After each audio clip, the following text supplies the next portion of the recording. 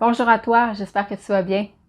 Aujourd'hui, j'ai envie de te parler de l'opinion des autres. C'est un sujet dont je parle souvent. En fait, ça revient énormément quand je fais des sessions de préparation mentale avec des groupes, avec des équipes, avec des athlètes individuellement. La critique, les commentaires des autres, ce que les autres pensent, c'est souvent extrêmement important pour nous. Ça a beaucoup d'impact sur notre confiance. Et comment est-ce qu'on fait? Quelle pourrait être l'étape numéro 1? Parce que à chaque fois que je parle de l'opinion des autres dans une vidéo, j'essaie le plus possible d'aborder la situation sous un angle différent. Donc aujourd'hui, quelle serait l'étape numéro 1 pour arrêter de se préoccuper de l'opinion des autres? Premièrement, ce qu'il faut comprendre, c'est que quand on parle de l'opinion des autres, ça veut dire que notre regard est tourné vers l'extérieur. On se concentre sur les gens autour de nous, ce qu'ils pensent de nous, leur opinion, leur regard. Donc, on est vraiment très focalisé, notre attention est très focalisée vers l'extérieur.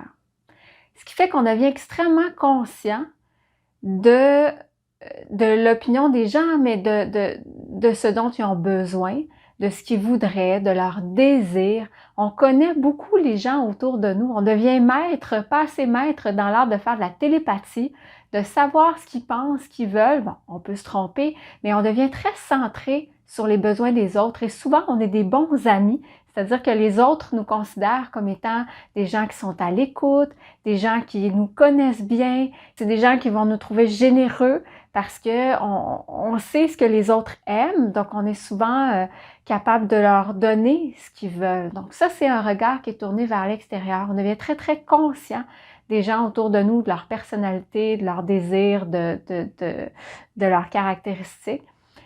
Mais le problème, c'est que quand on passe beaucoup de temps à l'extérieur, quand on tourne notre regard vers l'extérieur, bien, on passe très peu de temps à l'intérieur.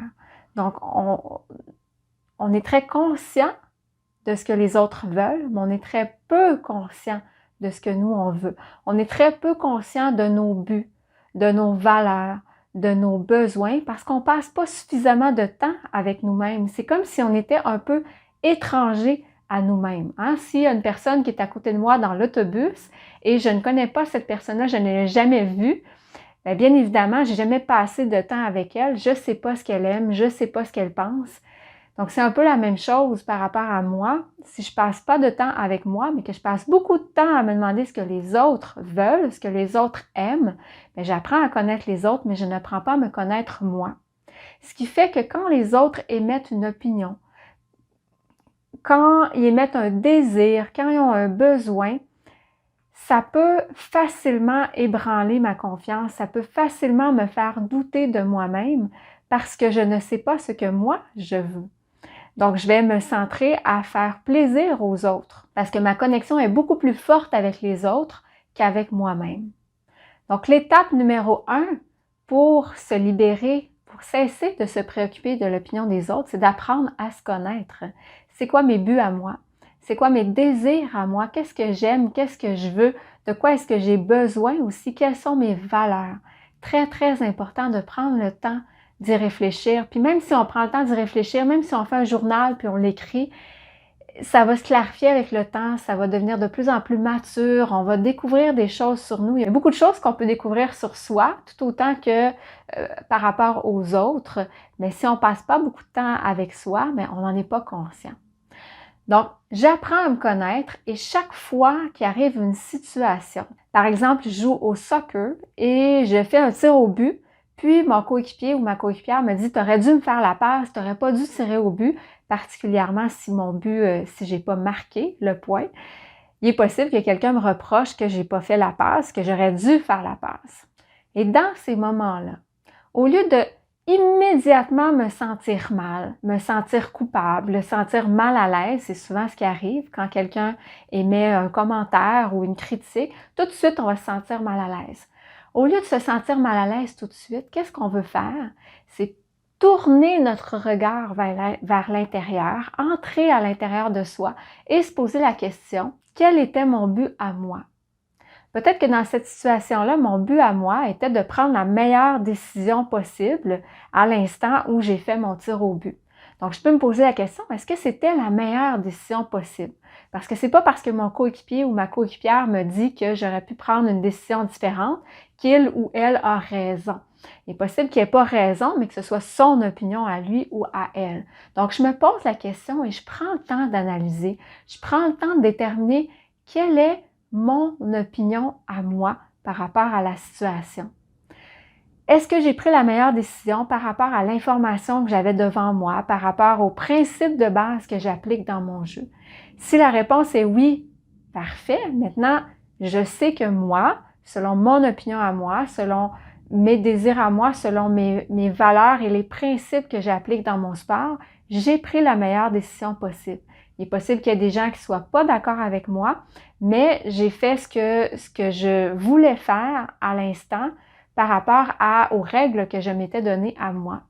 Et si la réponse est non, peut-être que j'aurais pu prendre une décision différente, peut-être que c'était pas la meilleure décision, je peux écouter le commentaire de mon coéquipier, ma coéquipière, je peux prendre le temps d'évaluer, puis je peux à ce moment-là apprendre quelque chose du commentaire de mon coéquipier ou de ma coéquipière et tout simplement faire preuve d'humilité puis de dire, ben oui, tu as raison, j'aurais pu te faire la part, ça aurait été probablement une meilleure décision.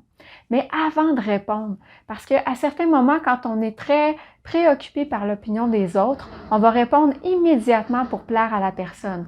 Donc, si la personne me dit « tu aurais dû faire ça » ou « il faudrait faire les choses comme ça », bien, tout de suite, on va dire « ah oui, c'est vrai », ou tout de suite, on va avoir envie de répondre oui ou de plaire à cette personne-là.